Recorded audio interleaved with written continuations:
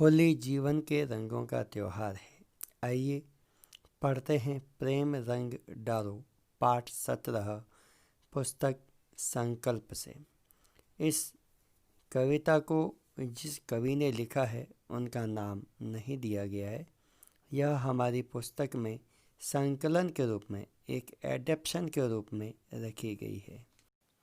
जिस समय होली का त्यौहार आता है उस समय तक फागुन का माह लग चुका होता है। सर्दी धीरे धीरे अपने आप को समेटती है और पूरा मौसम, पूरा वातावरण गर्माहट से भर जाता है। प्रकृति भी हमें यह संदेश देती है कि क्यों न मनुष्य भी अपने रिश्तों में गर्माहट लेकर के आए, अर्थात सभी के साथ प्रेम सौहार्द के साथ रहे, सभी के साथ मीठा बोले, समानता का व्यवहार करे। आइए ऐसी ही सीख देती इस कविता प्रेम रंग डालो को पढ़ते हैं और जानते हैं इसके भाव एवं संदेश को। कविता के प्रथम अंश में कवि कहते हैं कि फागुन के महीने की हल्की हल्की हवा बहने लग गई है और यह हवा अपने साथ गांव और ढाणियों से होली के आने की गूंज लेकर के आती है। कवि कहते हैं होली के आगमन की महक चंग ढोल पर थाप और उसके साथ उठते बैठते गीतों की स्वर लहरी से पता चलने लगती है। दूर गांवों से उठते चंग और ढोल के स्वर यह बताते हैं कि होली आ गई है और हमें भी इस होली के रंग में सब कुछ भूल करके मिल जाना है। कवि संदेश देते हैं कि हम सभी होली के पर्व जैसा रंग बिरंगा माहौल बनाएं, समानता के रंगों से भरा हुआ माहौल बनाएं, चारों ओर प्रेम के रंग बिखेरें।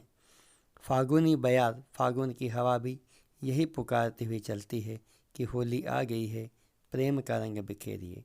द्वितीय अंश में कवि कहते हैं कि द्वेष दंभ उग्रता की फूंक धरो होली। इस होली में हम सभी आपसी ईर्ष्या का भाव, घमंड का भाव और क्रोध के भाव को जला करके राख कर दें।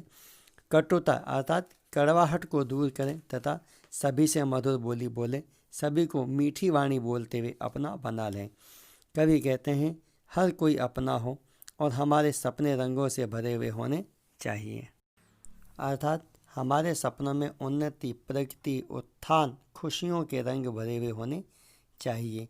हम सभी एक दूसरे के साथ मिलजुल कर रंग लगाएं और पूरे मन के साथ में उल्लसित होते हुए, प्रसन्न होते हुए यह पुकार लगाएं कि यह होली का मौसम है, यह होली का पर्व है। सभी जने मिलकर के प्रेम से एक दूसरे पर रंग डालें, एक दूसरे के साथ समानता और सौहार्द के भाव से होली खेलें। तीसरे अंश में कवि कहते हैं कि हमारा देश विविध प्रांत अर्थात अलग अलग राज्यों से बना हुआ है, जिसके विविध रंग है, अर्थात हर राज्य की अपनी सभ्यता, अपनी संस्कृति, अपनी कला, अपना राग रंग, खाना पीना, रहन सहन, सभ्यता एवं संस्कृति है। हमारा देश एक ऐसी झोली, एक ऐसे थैले, एक ऐसे बगीचे के समान है जिसमें अलग अलग प्रकार के पुष्प महकते हैं और हम सभी उनकी महक का आनंद लेते हैं।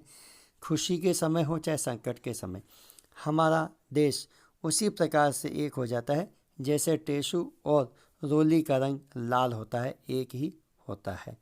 हमारे देश में कवि कहते हैं कि इस समय मौसम भी मुस्कुराता हुआ प्रतीत होता है। फागुन के मौसम में चारों ओर हरियाली छा जाती है, फूल पुष्प अपना मकरंद बिखेरते हैं, प्रकृति नव श्रृंगार करती है, नए पत्तों से सजी सवरी नजर आती है। तब कवि कहते हैं कि आइए ऐसे मौसम में हम समानता के रंग भरने वाली पिचकारी से होली खेलें, अर्थात इस बार की होली में हम लोग समानता का रंग बिखेरें। आइए हम सभी मिलकर के इस होली प्रेम का रंग बिखेरें, चारों ओर प्रेम ही प्रेम बिखेरें। अपनी कविता के इस चौथे अंश में कवि कहते हैं कि हम जब योजनाएं बनाएं तो वे योजनाएं उतनी ही सुंदर होनी चाहिए जितनी कि राधा सुंदर थी। और जिस प्रकार से कृष्ण यानी कि श्याम ने धर्म की स्थापना के लिए अपने जीवन को लगा दिया, पूरी मेहनत की, ठीक उसी प्रकार से उन योजनाओं को उतनी ही मेहनत, उतनी ही लगन, उतनी ही एकाग्रता और निष्ठा के साथ पूर्ण करने का प्रयास भी होना चाहिए। ऐसा इसलिए भी है कि जब योजनाएं सुंदर बने तो सुंदर काम होंगे और संसार सुखी बन सकेगा, समाज सुंदर बन सकेगा, अच्छा बन सकेगा। कवि कहते हैं कि हम हर हाथ को काम दें, कोई भी बेरोजगार न रहे, और इस प्रकार जब सभी को काम मिलेगा तो मन में खुशी होगी और खुशी होने पर सभी के पांव थिरक उठेंगे, क्योंकि जब मन में खुशी होती है तो मनुष्य नाच उठता है खुशी से। यही भाव कवि ने यहाँ प्रकट किया है।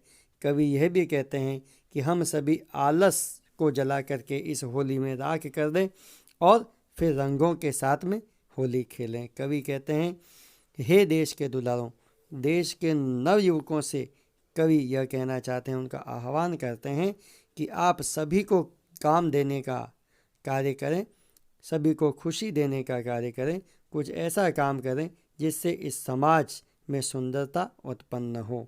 ऐसी योजनाएं बनाएं जो सुंदर हों और सभी के लाभ के लिए हों।